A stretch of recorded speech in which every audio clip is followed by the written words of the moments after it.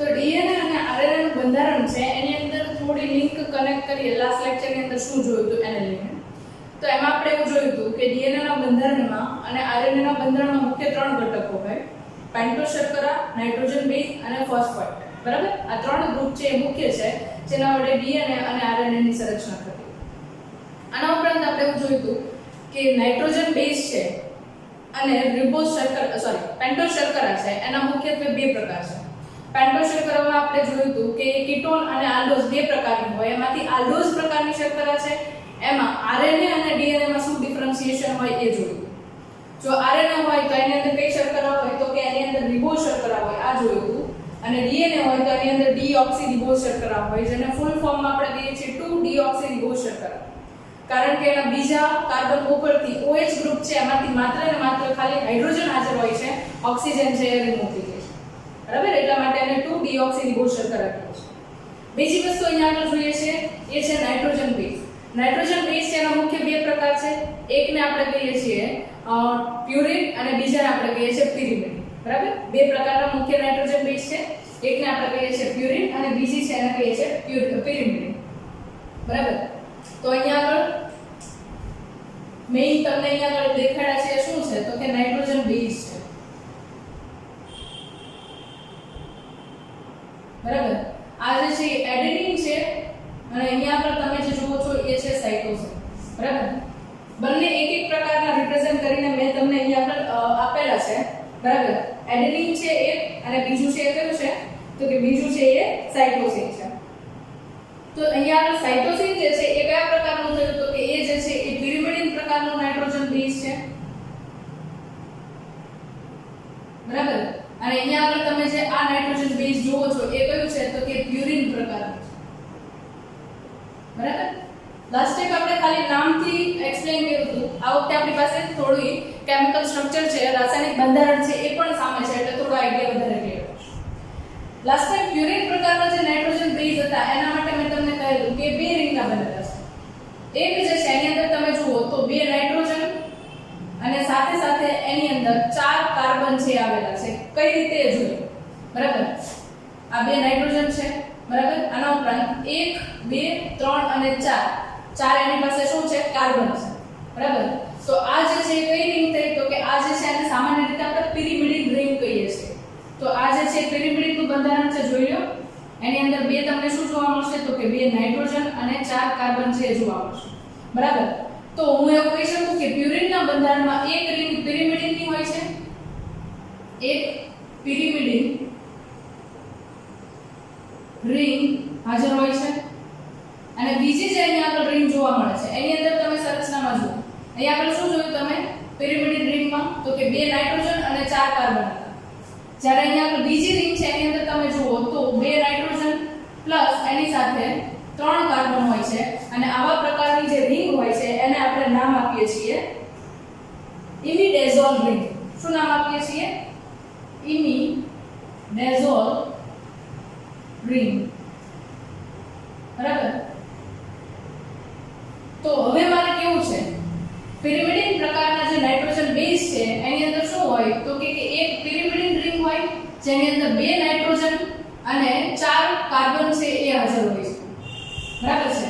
અને બીજું એના બંધારણની અંદર તમે જુઓ તો બીજું જે છે એ એની અંદર ઇમિડેઝોલ રિંગ હાજર હોય છે.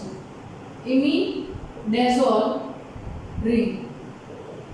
બરાબર? ઇમિડેઝોલ રિંગ છે એની અંદર તો કે 2 નાઇટ્રોજન અને 3 કાર્બન હોય છે. એટલે અહીંયા આગળ તમે આપણે એવું કહેતા હતા કે પ્યુરિન જે છે કેવું છે વિષમ ચક્રીય સંયોજન છે જે અહીંયા આગળ સાબિત થાય છે. જો બંને રિંગ અહીંયા આગળ પિરિમિડિન પ્રકારની હોત બરાબર તો એને આપણે સમચક્રીય સંયોજન કહીએ. બટ અહીંયા આગળ પિરિમિડિન પ્રકારના પ્યુરિન પ્રકારના જે નાઇટ્રોજન બેઝ છે એના બંધારણમાં 2 અલગ અલગ પ્રકારની રિંગ છે. એક જે છે પિરિમિડિન રિંગ છે અને બીજી છે ઇમિડેઝોલ રિંગ છે. બરાબર? જ્યારે તમે પિરિમિડિન પ્રકારના નાઇટ્રોજન બેઝ જુઓ છો બરાબર તો એની અંદર માત્ર ને માત્ર એક પિરિમિડિન રિંગ હાજર છે. બરાબર? તો પિરિમિડિન પ્રકારના નાઇટ્રોજન બેઝ કયા કયા છે તો કે પિરિમિડિન પ્રકારના નાઇટ્રોજન બેઝ તરીકે સાઇટોસિન, થાઇમિન અને યુરાસિલ છે.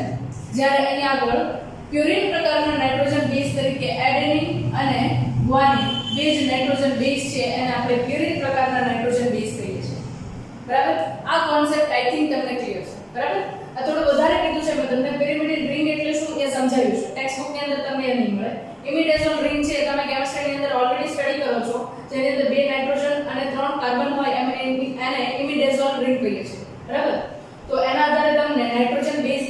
બંધારણ છે એ પણ રાસાયણિક બંધારણ છે એ પણ થોડા ઘણા પ્રમાણની અંદર યાદ રહી ચૂક્યા છે, બરાબર? એટલે સંપૂર્ણપણે ગોખવાની જરૂરિયાત નથી. પ્યુરિનની અંદર એક pyrimidine ring અને એક imidazole ring, અને એ બંનેના બંધારણ વડે અહીંયા આગળ એડેનિન અને ગ્વાનિન પ્રકારના બે અલગ અલગ નાઇટ્રોજન બેઝ છે એ પ્યુરિન પ્રકારના આવેલા છે. એ જ રીતે pyrimidine છે એની અંદર ત્રણ અલગ અલગ પ્રકારના સાઇટોસિન, થાયામિન અને યુરાસિલ, બરાબર? આ ત્રણ અલગ અલગ બંધારણ છે એ અહીંયા આગળ છે, રાઈટ? નેક્સ્ટ એના પછી જોઈએ તો આપણે વાત કરીએ છીએ મુખ્યત્વે ન્યુક્લિયોટાઇડ જે છે એનું રાસાયણિક બંધારણ કેવા પ્રકારનું હોય એ જોઈએ છે, બરાબર? આઈ થિંક તમને લોકોને આ જે છે એ ક્લિયર છે, તો હું થોડું અહીંયાથી સ્ટ્રક્ચર જે છે એને ક્લિયર કરું છું. આખું બોર્ડ જે છે ઓલરેડી મેં તમારા માટે ફિક્સ કરીને રાખ્યું છે, જેના કારણે તમારા લોકોનો ટાઈમ જે છે એ ઓછો જાય, બરાબર? અને સાથે તમને ડાયાગ્રામ છે એના ફોટોગ્રાફ્સ પણ મળી જાય એવા ટાઈપની કંઈક વ્યવસ્થા જે છે એ આપણે કરવાની છે, બરાબર? તો હું થોડું બોર્ડ છે એને ક્લિયર કરું છું. તમે લોકો નોટ ડાઉન કરતા હોય તો સાથે નોટ ડાઉન કરી શકો છો, બરાબર?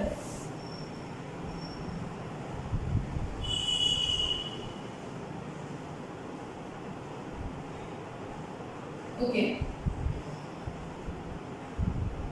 હવે આપણે જોવાનું છે બંધારણની અંદર કે પ્યુરિન પ્રકારના નાઇટ્રોજન બેઝ હોય એ અને pyrimidine પ્રકારના નાઇટ્રોજન બેઝ હોય એ શર્કરા સાથે કેવી રીતે જોડાય છે એ જોવાનું છે આપણે, રાઈટ? ઓકે, આપણે જે જોઈએ છે એ સ્પેસ છે ક્લિયર થઈ ગયું છે. ઓકે, હવે અહીંયા આગળ આપણે સૌથી પહેલા જોઈએ તો તમને ગયા વખતે મેં બે બંધારણ છે એના માટે માહિતી આપી. એકને આપણે કહેતા હતા ન્યુક્લિયોસાઇડ અને બીજું કહીએ છીએ ન્યુક્લિયોટાઇડ, બરાબર? તો પહેલા આપણે ન્યુક્લિયોસાઇડનું બંધારણ કેવી રીતે બને છે એ જોવાનું છે. ત્યારબાદ આપણે જોવાનું છે ન્યુક્લિયોટાઇડનું બંધારણ કેવી રીતે બને છે એ, બરાબર?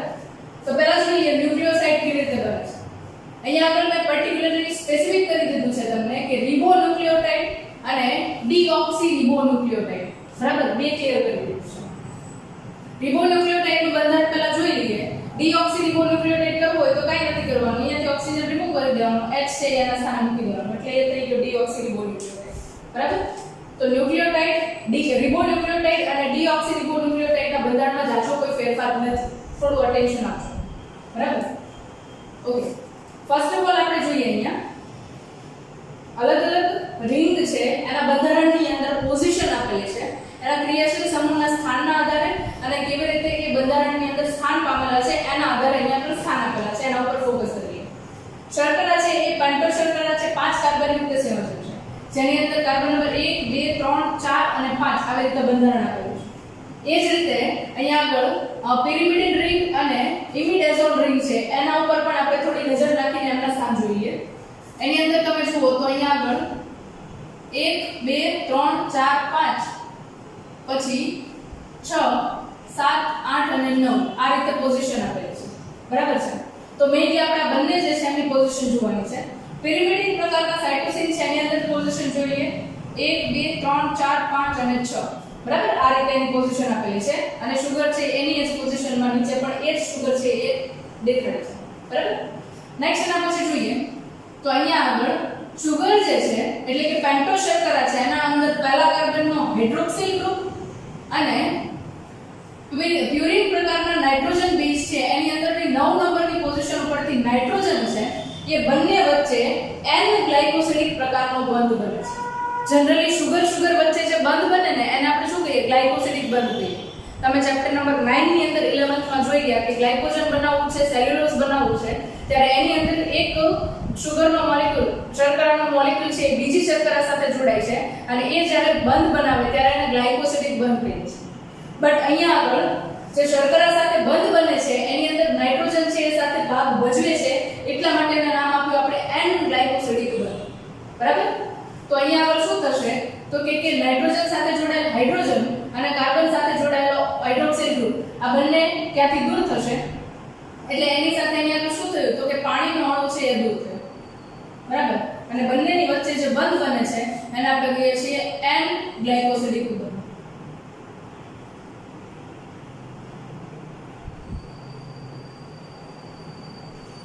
N ગ્લાયકોસિડિક બોન્ડ અથવા તો N ગ્લાયકોસિડિક બંધ તરીકે એને ઓળખવામાં આવે છે, રાઈટ?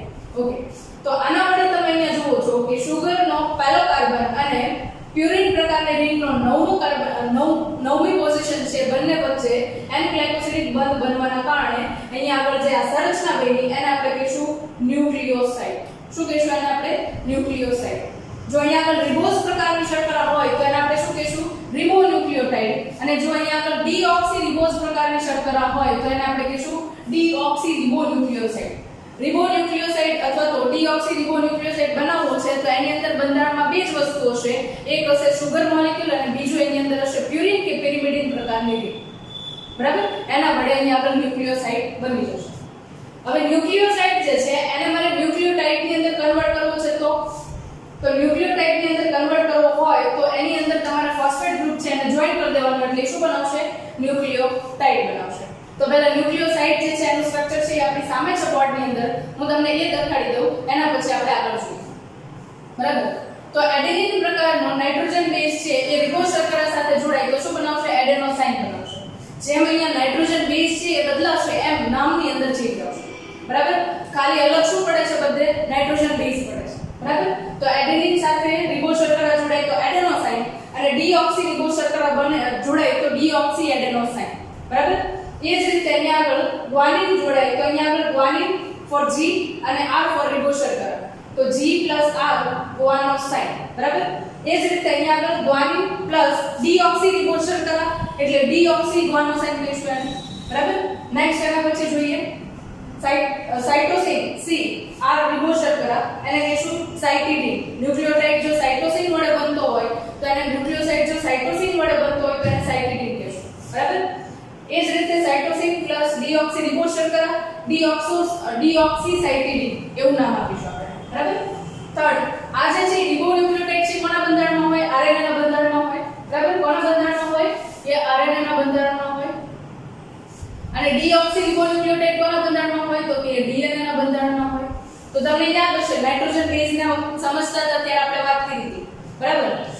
કે adenine guanine cytosine adenine guanine cytosine આ ત્રણ નાઇટ્રોજન બેઝ છે એ ડીએનએ અને આરએનએ ના બંધારણમાં કોમન છે. ખાલી ચેન્જ ક્યાં આવે છે? તો કે ડીએનએ ની અંદર તમે જુઓ તો થાઇમિન હોય છે જ્યારે આરએનએ ના બંધારણમાં જુઓ તો યુરાસિલ છે જેને મેં અલગ કલરથી ડિફરન્શિએટ કર્યું છે. રાઈટ? તો અહીંયા આગળ યુરાસિલ પ્લસ રિબોઝ શર્કરા યુરિડિન બનાવશે. એ જ રીતે થાઇમિન પ્લસ ડીઓક્સી રિબોઝ શર્કરા ડીઓક્સી થાઇમિડિન બનાવશે. આ ક્લિયર છે બધાને? રાઈટ? તો અહીંયા તમને ન્યુક્લિયોસાઇડ કેવી રીતે બને છે ને એ બંધારણ છે એ આપ્યું. હવે આપણે જોવાનું છે ન્યુક્લિયોટાઇડ છે એ કેવી રીતે બને છે એ. બરાબર? તો ન્યુક્લિયોટાઇડ બનાવવા માટે કાંઈ નથી. ન્યુક્લિયોસાઇડ નું બંધારણ છે એની સાથે ખાલી આપણે ફોસ્ફેટને જોઈન કરી દઈએ એટલે એ જે બંધારણ બને એને શું કહીશું આપણે? ન્યુક્લિયોટાઇડ. અહીંયા આગળ ટપાલીનો ટ શબ્દ વાપરીએ છીએ. ન્યુક્લિયોસાઇડમાં સસલાનો શ શબ્દ વાપરીએ છીએ. બરાબર? આ વસ્તુ પર ખાસ ધ્યાન આપજો. જ્યારે ન્યુક્લિયોસાઇડ કહીએ છીએ ત્યારે એના બંધારણમાં બે સંરચના આવશે. એક હશે કોઈ પણ નાઇટ્રોજન બેઝ અને એની સાથે સુગર હશે. બટ જ્યારે આપણે ન્યુક્લિયોટાઇડ કહીએ છીએ ત્યારે એના બંધારણની અંદર ત્રણ સંરચના હશે. નાઇટ્રોજન બેઝ, પેન્ટોઝ શર્કરા અને ફોસ્ફેટ. બરાબર છે? તો હવે આપણે જોઈએ કે ફોસ્ફોએસ્ટર બંધ કેવી રીતે અહીંયા આગળ બને છે એ. બરાબર? જ્યારે ન્યુક્લિયોટાઇડ નું બંધારણ બને છે ત્યારે શર્કરાની અંદર ત્રીજા નંબરની પોઝિશન ઉપર નીચેની તરફ OH ગ્રુપ હોય છે. અને એ જ રીતે ફોસ્ફેટ ગ્રુપ છે એની અંદર પણ તમે OH જુઓ છો. તો એમાં અહીંયા આગળ શું થશે? તો કે અહીંયા આગળ શર્કરાનો ત્રીજો કાર્બન છે એના પરથી OH દૂર થશે અને અહીંયા આગળ ફોસ્ફેટ છે એની અંદરથી હાઇડ્રોજન દૂર થશે. એટલે બંને વડે અહીંયા આગળ જેમ પાણીનો અણુ દૂર થાય તો એ જ રીતે અહીંયા આગળ પણ H2O નો મોલેક્યુલ છે એ રિમૂવ થશે. બરાબર? અને એના વડે અહીંયા આગળ ફોસ્ફેટ વડે બંધ થશે. બરાબર? ફોસ્ફેટ વડે બંધ બનશે અને આ બંધ જેની આગળ બને છે કયો થયો? એસ્ટર બંધ. બરાબર? કયો બને છે? એસ્ટર બંધ. તો જ્યારે આપણે ન્યુક્લિયોસાઇડ નું બંધારણ કરીએ છીએ ત્યારે એના બંધારણની અંદર ખાલી એક જ બંધ હોય છે જેને એન ગ્લાયકોસિડિક બંધ કહીએ છીએ. બટ જ્યારે આપણે ન્યુક્લિયોટાઇડ નું બંધારણ જોઈએ છે ત્યારે એના બંધારણમાં બે રાસાયણિક બંધ હોય છે અને એ બે રાસાયણિક બંધ કયા? તો કે જ્યારે ફોસ્ફેટ અને સુગરના 3 નંબરના કાર્બન વચ્ચે બંધ બને ત્યારે એસ્ટર બંધ અને નાઇટ્રોજન બેઝ છે એની અંદર સુગરના પહેલા કાર્બન સાથે જે બંધ બને એ એન ગ્લાયકોસિડિક. બરાબર? હવે અહીંયા આગળ ડિફરન્સ બીજો કાંઈ નથી. આ જે નાઇટ્રોજન બેઝ છે કયા છે? તો કે એ પ્યુરિન પ્રકારના છે. એડેનિન અને ગ્વાનિન. એની અંદર 9 નંબરની પોઝિશન ઉપર રહેલો જે કોઈ પણ નાઇટ્રોજન છે એ પહેલા નંબરના સુગરના કાર્બન સાથે બંધ બનાવશે. એ જ રીતે જ્યારે તમે પિરિમિડિન પ્રકારના નાઇટ્રોજન બેઝ જોવો છો, પિરિમિડિન પ્રકારના નાઇટ્રોજન બેઝ જોવો છો, બરાબર, ત્યારે પિરિમિડિન પ્રકારના નાઇટ્રોજન બેઝની અંદર પહેલા નંબરની પોઝિશન ઉપર રહેલો જે નાઇટ્રોજન છે રિંગમાં, બરાબર, એ સુગરના પહેલા નંબરના કાર્બન સાથે બંધ બનાવશે અને એ બંધ પણ સેમ એન ગ્લાયકોસિડિક બંધ જ કહેવાશે, કારણ કે અહીંયા આપણે નાઇટ્રોજન છે એની સાથે સુગર જે છે એ બંધ બનાવે છે એટલા માટે, બરાબર. જો પિરિમિડિન પ્રકારનો નાઇટ્રોજન બેઝ હોય તો પહેલા નંબરની રિંગની પોઝિશન છે ત્યાંથી બંધ બનશે અને પ્યુરિન પ્રકારની રિંગ હોય તો એની અંદર 9 નંબરની પોઝિશન ઉપરથી બંધ બનવાની શરૂઆત થશે, બરાબર, ગ્લાયકોસિડિક બંધ. તો અહીંયા આગળ પણ આ એન ગ્લાયકોસિડિક બંધ છે, રાઈટ. એ જ રીતે ફોસ્ફેટનો મોલેક્યુલ સેમ રીતે અહીંયાથી જોઈન થશે, ફોસ્ફેટમાંથી H દૂર થશે અને ત્રીજા નંબરના કાર્બન પરથી OH દૂર થશે સુગરમાંથી અને એ રીતે અહીંયા આગળ જે બનશે એને કહેશું આપણે શું, તો કે એને કહેશું આપણે ફોસ્ફોએસ્ટર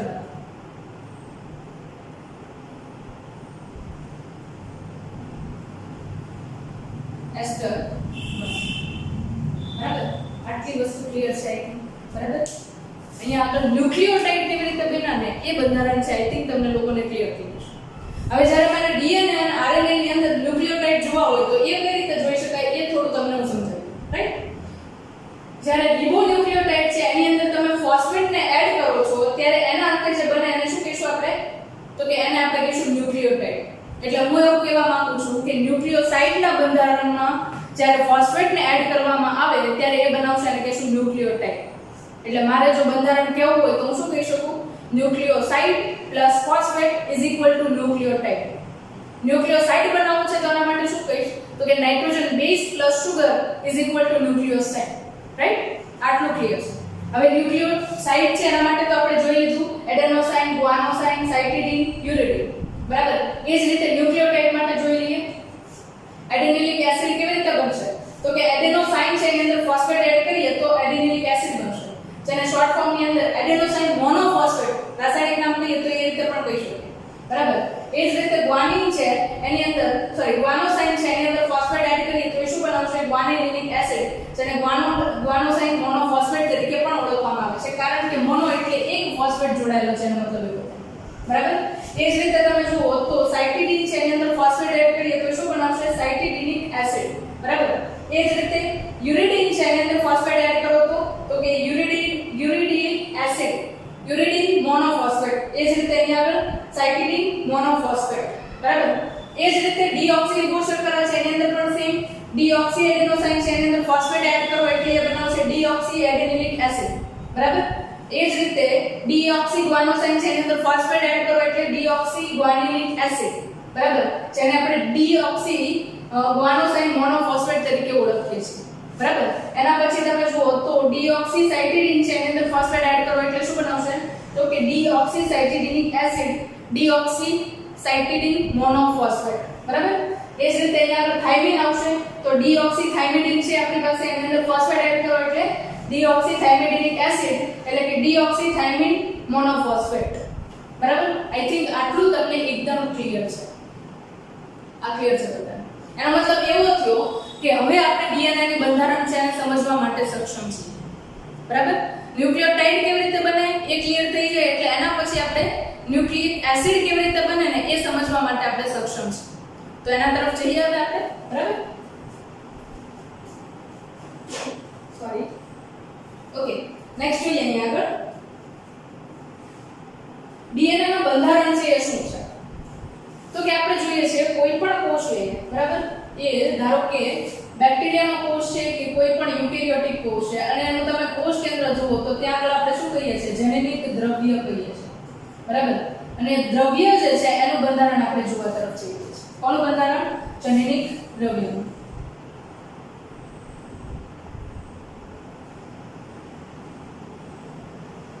ઓકે, જેનેટિક બંધારણ છે બંધારણ, ઓકે. જેનેટિક દ્રવ્યનું બંધારણ જે છે એની અંદર કયા કયા ઘટકો હોય, તો કે સૌથી મોસ્ટ એમ્પી એક ડીએનએ પ્લસ એની અંદર હોય આરએનએ, જેનેટિક દ્રવ્યના બંધારણમાં પ્લસ એની અંદર હિસ્ટોન પ્રોટીન, પ્લસ એની અંદર હોય બી હિસ્ટોન પ્રોટીન,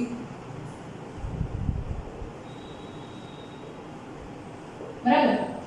આના ઉપરાંત કેલ્શિયમ, એના ઉપરાંત ફોસ્ફેટ, બરાબર. આના ઉપરાંત મેગ્નેશિયમ, આવા આયન્સ છે એ પણ ત્યાં આગળ હાજર હશે, બરાબર. આ તમે હાઇલાઇટ કરીને રાખી શકો છો. એમસીક્યુ ની અંદર પૂછાઈ શકે છે. ચેપ્ટર નંબર 8 સ્ટાન્ડર્ડ નંબર 11 છે, એની અંદરથી આ લિંક છે કનેક્ટ થાય છે, બરાબર. નીટ માટે ઇમ્પોર્ટન્ટ, બરાબર.